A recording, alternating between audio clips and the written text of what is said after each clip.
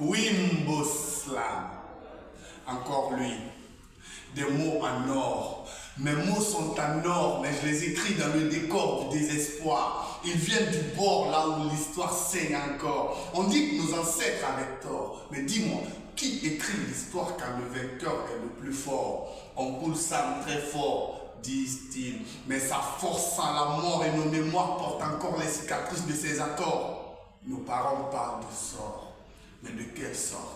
Celle qui déporte, celle qui transporte des peuples entiers hors de leur propre port. Dans les eaux, ils ont trouvé une porte ouverte sur notre corps, fermée sur notre sort. Simulation, manipulation, dans ma cité, c'est pas une fiction, c'est une génération sous pression, éduquée dans la confusion. Religion, obligation, domination. Ils ont pris Dieu comme caution pour signer la colonisation.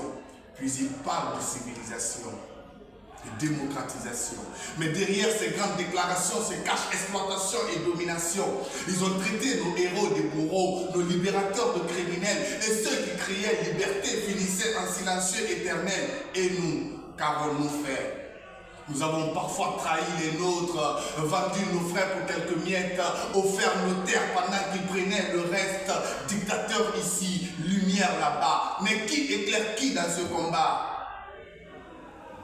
Abat les prédateurs, les voleurs d'histoire, les violeurs de mémoire. Mon Afrique vivra de sa sueur, pas de leur faveur. Peu importe leur fureur, c'est nous qui connaissons nos douleurs. Frères, battons-nous pour nos couleurs, pas avec haine, mais avec valeur. Travaillons pour l'honneur, pas pour plaire à l'extérieur. Je donne des mots déclencheurs comme des coups dans des cœurs pour réveiller les rêveurs et déranger les menteurs qui disent que notre jeunesse dérange. Moi, je dirais plutôt qu'elle change. Je ne suis pas parfait, mais je suis vrai. Et si défendre mon Afrique fait de moi un danger, alors dites-moi, être libre, est-ce devenu un péché? Oui, Mbosla.